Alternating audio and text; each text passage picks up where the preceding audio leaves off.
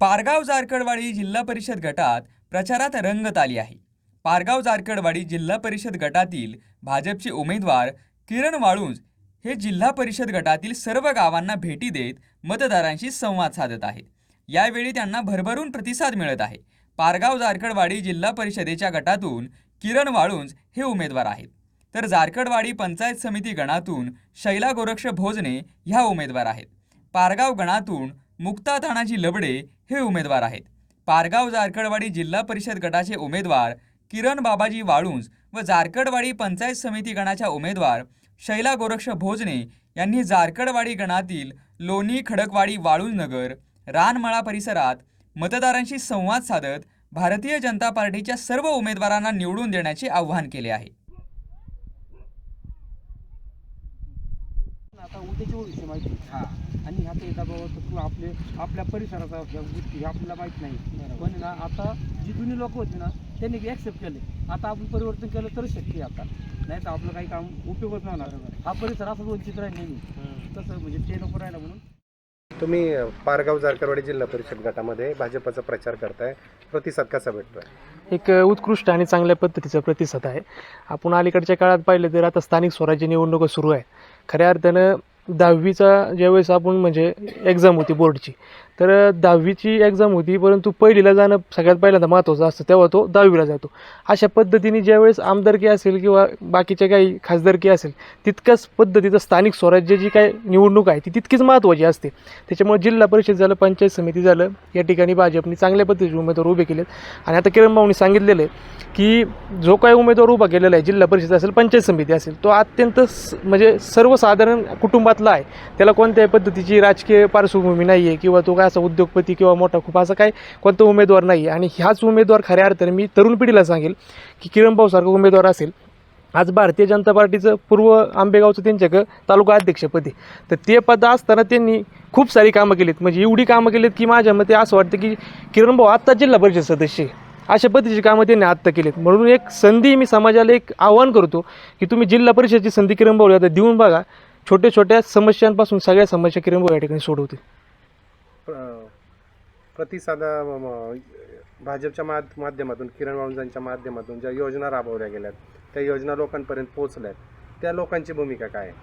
खऱ्या अर्थानं सर्वसामान्य कुटुंबाला आहे ना, म्हणजे योजना ज्याच्या अगोदर पोहोचत नव्हत्या, पोहोचल्या तरी त्या मोजक्या काही सुशिक्षित घरांपर्यंत पोहोचायच्या, परंतु आत्ता ज्या काही किरण भाऊंनी योजना पोहोचवल्यात या अशी काही घरं आहेत की त्यांना त्या योजनेची नावंसुद्धा माहीत नव्हती। इतक्यापर्यंत तळागाळात त्या योजना पोहोचवली आणि त्या सगळ्याचं म्हणजे बेनिफिट आता खऱ्या अर्थानं ह्या निवडणुकीत दिसून येईल। सरकारच्या योजना आहेत, विविध योजना आहेत, PM किसान योजना असेल, लाडकी बहीण योजना असेल, या योजनेबाबत भाजपबाबत लोकांचं मत कसं आहे?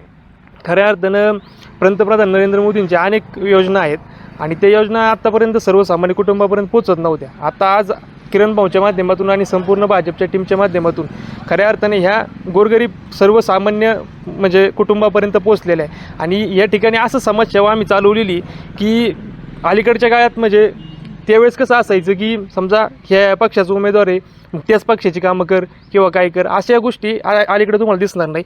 आता जरी भाजप ह्या चिन्हावरती लढत असले तरी पण त्यांच्याकडे येणाऱ्या प्रत्येक कुटुंबातील कोणत्याही पक्षाचा व्यक्ती असला तरी त्याला पंतप्रधान मोदींच्या योजना पोहोचवल्या, कारण पंतप्रधान सर्वांचे आहेत, ह्या हिशोबाने आम्ही काम करतोय। तुम्ही प्रचार करताय, प्रतिसाद कसा भेटतोय? खूप चांगला प्रतिसाद आहे। मायबाप जनतेचं या ठिकाणी आम्हाला चांगल्या पद्धतीने आशीर्वाद असल्या कारणानं आपण पाहतोय की चांगल्या पद्धतीने या ठिकाणी प्रतिसाद आम्हाला या ठिकाणी मिळतोय। तुम्ही कोणकोणत्या मुद्द्यावर प्रचार करताय? आता मुद्दे जर मला विचारले ना तर मुद्दे असंख्य आहे। आपण पाहतो आता हा पूर्व भागाचा जर विचार केला तर अनेक या ठिकाणी प्रतिनिधी होऊन गेलेले आहेत, परंतु लोणीचा जर भाग पाहिला तुम्ही तर आजही त्या ठिकाणी वंचित आहे। अशी परिस्थिती निर्माण झाली की आम्ही दुर्गम भागात राहतो की काय, कारण आजही पण एखादी महिला जर बस स्टँडवर बसली तर 2-2 तास त्या ठिकाणी STची वाट बघावं लागते। आज आपण म्हाळसा क्रांती योजनेसारखं त्या ठिकाणी आपण पाहत असेल की त्या ठिकाणची योजना त्या ठिकाणी हाणून पाडली गेलेली, मग जी हाणून पाडली तर ते देखील त्या ठिकाणी तो एक मुद्दा आमच्या त्या ठिकाणी आहेच आहे।